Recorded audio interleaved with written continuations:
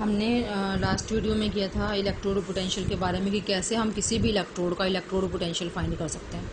Standard hydrogen electrode के साथ हम जिस इलेक्ट्रोड का हमें इलेक्ट्रोड पोटेंशियल फाइंड करना है तो उसको हम बनाते हैं कैथोड, और स्टैंडर्ड हाइड्रोजन इलेक्ट्रोड को हम बनाते हैं एनोड। ठीक है, तो हम उन दोनों को कपल करके उन दोनों को जोड़कर इलेक्ट्रोकेमिकल सेल बनाते हैं और हम देखते हैं कि उस इलेक्ट्रोकेमिकल सेल का सेल पोटेंशियल कितना आ रहा है। इंस्ट्रूमेंट है, पोटेंशियोमीटर से हमें पता चल जाता है सेल पोटेंशियल कितना आ रहा है। सेल पोटेंशियल निकालने के बाद अब स्टैंडर्ड हाइड्रोजन इलेक्ट्रोड का तो हमें पता है, उसका होता है 0 सेल इलेक्ट्रोड पोटेंशियल, तो हम वो वैल्यू पुट करते हैं। यहाँ से हमें जिस इलेक्ट्रोड का हमें पोटेंशियल चाहिए था इलेक्ट्रोड पोटेंशियल, वो हम यहाँ से निकाल सकते हैं। ठीक है, ये आपको बताया था मैंने। तो अब ये इसके लिए ये भी जानना जरूरी है कि जो इलेक्ट्रोड पोटेंशियल्स होते हैं ना, standard hydrogen electrodes, standard electrode potential जो होते हैं वो उनके लिए 2 चीज़ें रिक्वायर्ड होती हैं। एक तो ये कि जो इलेक्ट्रोलाइट है ना उनकी कंसंट्रेशन जो है वो यूनिटी होनी चाहिए, concentration of electrolyte is unity. और दूसरी चीज़ क्या है कि this electrode potential is written as reduction potential. ठीक है, स्टैंडर्ड इलेक्ट्रोड पोटेंशियल में तब हम उसको बोलते हैं जब वो रिडक्शन पोटेंशियल की टर्म में लिखा गया हो और इलेक्ट्रोलाइट्स की कंसंट्रेशन यूनिटी हो। ठीक है, तो अगर हमें रिडक्शन पोटेंशियल दिया हुआ है तो हम उसको ऑक्सीडेशन पोटेंशियल में इस तरह से कन्वर्ट कर सकते हैं। दोनों, जैसे जिंक का ऑक्सीडेशन पोटेंशियल है हमारे पास, हमें उसको रिडक्शन पोटेंशियल में कन्वर्ट करना है, तो जो भी ऑक्सीडेशन पोटेंशियल है उसके आगे माइनस लगा दो। अगर जिंक का रिडक्शन पोटेंशियल है हमारे पास तो उसको ऑक्सीडेशन में कन्वर्ट करना है तो उसके आगे माइनस लगा दो, मतलब साइन चेंज करना है सिर्फ आपको। ठीक है, तो अब हमने ये जैसे फॉर एग्जांपल हमने कॉपर इलेक्ट्रोड का स्टैंडर्ड इलेक्ट्रोड पोटेंशियल निकाला और जिंक इलेक्ट्रोड का निकाला स्टैंडर्ड हाइड्रोजन इलेक्ट्रोड का यूज़ करके। ठीक है, तो ये आ गया हमारे पास प्लस में और ये आ गया माइनस में। अब आप सोचोगे कि जिंक, इन दोनों को जब हम कपलिंग करते हैं, इन दोनों को जोड़ते हैं तो जिंक पर तो ऑक्सीडेशन होता है, लेकिन यहाँ हमने रिडक्शन दिखाया हुआ है। ये हमने एक तरह से रिएक्शन दिखाई हुई है कि कॉपर 2 पॉजिटिव से कॉपर बन गया और ये रिडक्शन होता है। जिंक 2 पॉजिटिव से जिंक बन गया और ये भी रिडक्शन होता है। अब जिंक पर होता तो ऑक्सीडेशन है, लेकिन हम ये स्टैंडर्ड इलेक्ट्रोड पोटेंशियल लिख रहे हैं और वो हम रिडक्शन में ही लिखते हैं, तो ये आएगा हमारा रिडक्शन पोटेंशियल इसका।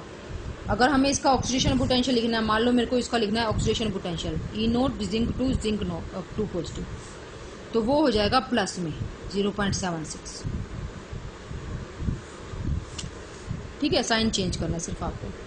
तो ये जो हमने निकाला है, अब अगर स्टैंडर्ड इलेक्ट्रोड पोटेंशियल की वैल्यू प्लस में आ रही है, इसका मतलब हम इसको हाइड्रोजन से कंपेयर कर रहे हैं हम सभी को।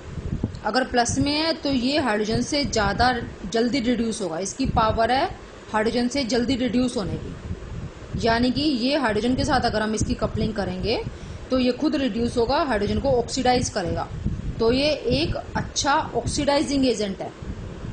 ठीक है, positive value of copper electrode means copper has more, sorry उल्टा बोल दिया मैंने ये, अगर तो ये जल्दी रिड्यूस हो जाता है। अगर इसका ये पॉजिटिव है तो ये जल्दी रिड्यूस हो जाता है, ये रिड्यूस हो गया मतलब दूसरे को ऑक्सीडाइज कर दिया। हाँ, तो सही बोला था ये जल्दी रिड्यूस हो जाता है, हाइड्रोजन से ज़्यादा टेंडेंसी है इसकी रिड्यूस होने की, मतलब ये हाइड्रोजन को ऑक्सीडाइज करेगा, तो ये अच्छा ऑक्सीडाइजिंग एजेंट है। ठीक है, और अगर नेगेटिव वैल्यू का मतलब है कि इसकी टेंडेंसी कम है हाइड्रोजन से रिड्यूस होने की, हाइड्रोजन से इसकी टेंडेंसी रिड्यूस होने की कम है, यानी कि ऑक्सीडाइज होने की ज़्यादा टेंडेंसी है, तो ये ऑक्सीडाइज हो जाएगा और दूसरे को रिड्यूस करेगा, तो मीन्स ये अच्छा रिड्यूसिंग एजेंट है। आपको पता ही है ये कि जो रिड्यूस हो जाता है, कोई भी सब्सटेंस अगर रिड्यूस हो गया, ठीक है, तो दैट इज गुड, खुद रिड्यूस हो रहा है, दूसरे को ऑक्सीडाइज कर रहा है, तो गुड ऑक्सीडाइजिंग एजेंट। और अगर वो सब्सटेंस जो है वो जल्दी से ऑक्सीडाइज हो जाता है तो that is a good reducing agent.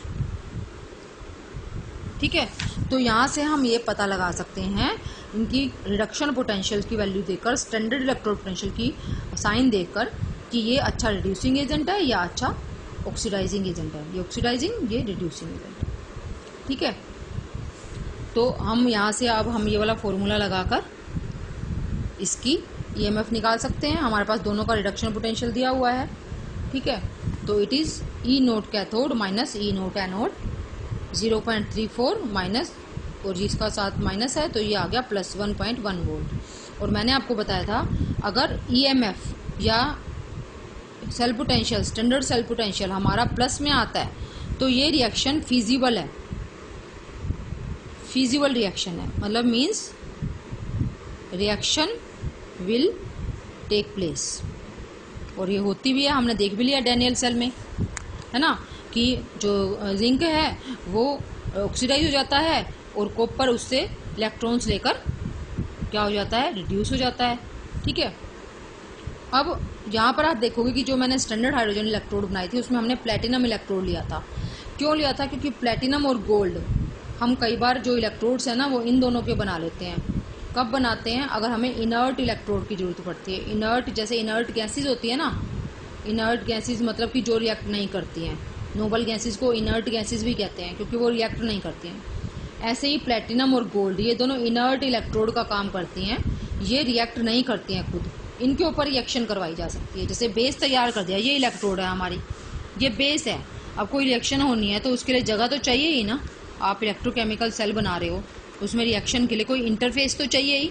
तो ये प्लेटिनम और गोल्ड इंटरफेस का काम करते हैं जहाँ पर कि कोई भी रिएक्शन हो सके। ये खुद उसमें पार्टिसिपेट नहीं करेंगे रिएक्शन में, रिएक्शन को चेंज नहीं करेंगे, अल्टर नहीं करेंगे, डिस्टर्ब नहीं करेंगे। ये सिर्फ उनको एक मीडियम, एक जगह प्रोवाइड करेंगे जिसके ऊपर की रिएक्शन हो सके। They do not participate themselves in the reaction but only provide their surface for reduction और ऑक्सीडेशन। जो भी होना है वो इनकी सरफेस पर होगा। जैसा कि हमने स्टैंडर्ड हाइड्रोजन इलेक्ट्रोड में देखा, प्लेटिनम इज यूज्ड, ठीक है। ऐसे ही एक ब्रोमीन इलेक्ट्रोड होती है, वहाँ पर भी प्लेटिनम यूज होता है। तो ये दिखाया हुआ है, ये जो है हाइड्रोजन इलेक्ट्रोड दिखाई है हमने, प्लेटिनम सॉलिड लिया, उसके ऊपर रिएक्शन हो रही है हाइड्रोजन गैस से H पॉजिटिव।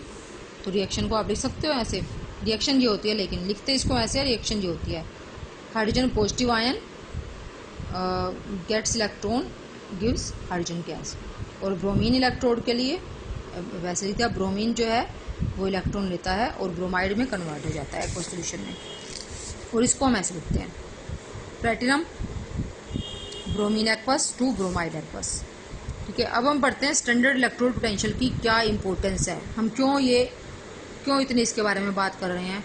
ठीक है, और सिर्फ ये ईएमएफ देता है या और कोई भी इसका फ़ायदा है? तो एक तो मैंने आपको बता ही दिया है कि इससे हमें पता चल जाता है देखकर कि अच्छा रिड्यूसिंग एजेंट है या अच्छा ऑक्सीडाइजिंग एजेंट है। अगर मान लो हमें कहीं पर यूज़ करना, हमें एक अच्छा ऑक्सीडाइजिंग एजेंट चाहिए तो हम यूज़ कर सकते हैं रिडक्शन पोटेंशियल, उनका स्टैंडर्ड इलेक्ट्रोड पोटेंशियल देखकर।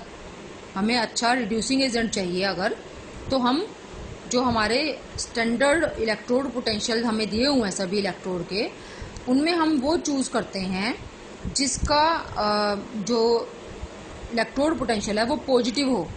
जैसे कॉपर का है, अगर हमें अच्छा ऑक्सीडाइजिंग एजेंट चाहिए तो, हमें अच्छा रिड्यूसिंग एजेंट चाहिए तो हम वो देखते हैं कि जिसका इलेक्ट्रोड पोटेंशियल सबसे ज़्यादा नेगेटिव हो।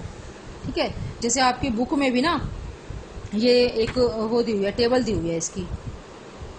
ठीक है, ये टेबल ये है, इस तरह की टेबल दी हुई है। इसमें देखो ये है, इसका सबसे ज़्यादा पॉजिटिव है फ्लोरीन का, तो इसका मतलब ये सबसे अच्छा ऑक्सीडाइजिंग एजेंट है।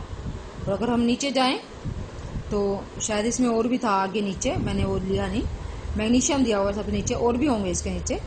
मैग्नीशियम का सबसे ज़्यादा नेगेटिव में इन सब में, तो मैग्नीशियम इन सब में सबसे अच्छा क्या है, रिड्यूसिंग एजेंट है। ठीक है, फ्लोरीन सबसे अच्छा ऑक्सीडाइजिंग एजेंट और मैग्नीशियम सबसे अच्छा रिड्यूसिंग एजेंट। अब इसमें और क्या फ़ायदा है इलेक्ट्रोड पोटेंशियल का? इसका एक फ़ायदा ये है कि एक तो ये बता दिया मैंने आपको, if for any electrode standard electrode potential is negative it means it has less tendency to get reduce. ये तो वही है जो मैंने आपको बता दिया। ठीक है, ये भी बता दिया मैंने आपको, सेम है। It is good oxidising agent, अगर पॉजिटिव है तो ये अच्छा ऑक्सीडाइजिंग एजेंट है, नेगेटिव है तो एक अच्छा रिड्यूसिंग एजेंट है। ठीक है, अब मैं आपको इसका और यूज़ बताती हूँ। ए टेबल इज़ कंस्ट्रक्टेड, ये टेबल है जिसमें कि सभी के स्टैंडर्ड इलेक्ट्रोड पोटेंशियल्स दिखाए हुए हैं।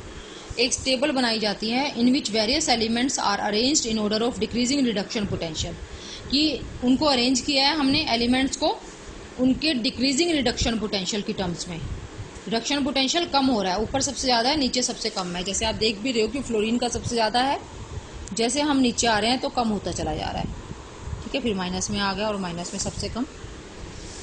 फिर नेक्स्ट है, if A reaction for an electrode has negative standard electrode potential, अगर किसी इलेक्ट्रोड का reduction potential standard electrode potential negative है तो इसका मतलब substance on left hand side is good reducing agent.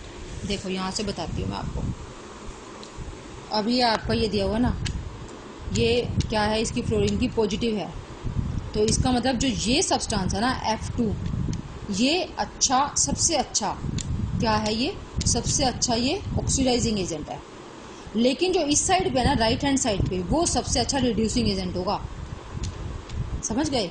इससे ये जो वैल्यू है ना 2.87 ये हमें दी हुई है, इसके लिए ये सबसे अच्छा ऑक्सीडाइजिंग एजेंट है। ये दूसरे से इलेक्ट्रॉन्स लेकर उसको ऑक्सीडाइज कर सकता है। सबसे अच्छा ऑक्सीडाइजिंग एजेंट है फ्लोरीन।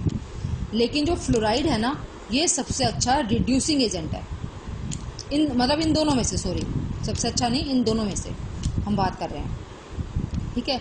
तो ये जब हमने एक रिएक्शन लिखी, कोई इलेक्ट्रोड रिएक्शन लिखी, इलेक्ट्रोड पर होने वाली रिएक्शन लिखी, तो उसकी अगर वैल्यू पॉजिटिव में है स्टैंडर्ड इलेक्ट्रोड पोटेंशियल की, तो जो लेफ्ट हैंड साइड पे है जो स्पीशीज़ लिखी हुई है वो अच्छी ऑक्सीडाइजिंग एजेंट है, और जो इधर लिखी हुई है वो अच्छी रिड्यूसिंग एजेंट है। ऐसे ही आप इनके लिए भी बता सकते हो, जो अच्छे रिड्यूसिंग एजेंट हैं उसमें इधर वाला अच्छा रिड्यूसिंग एजेंट है, इधर वाला अच्छा ऑक्सीडाइजिंग एजेंट है, ठीक है।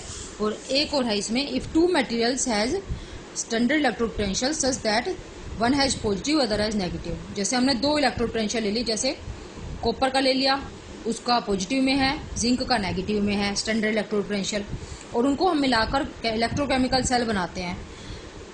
That with positive standard electrode potential will be reduced. जैसे कॉपर रिड्यूस हुआ था और जो नेगेटिव है वो ऑक्सीडाइज हुआ था, ठीक है। तो ये सब हमें पता चल जाता है। तो इसमें ये क्वेश्चन सुधीर ने पूछा था मेरे से, ये वाला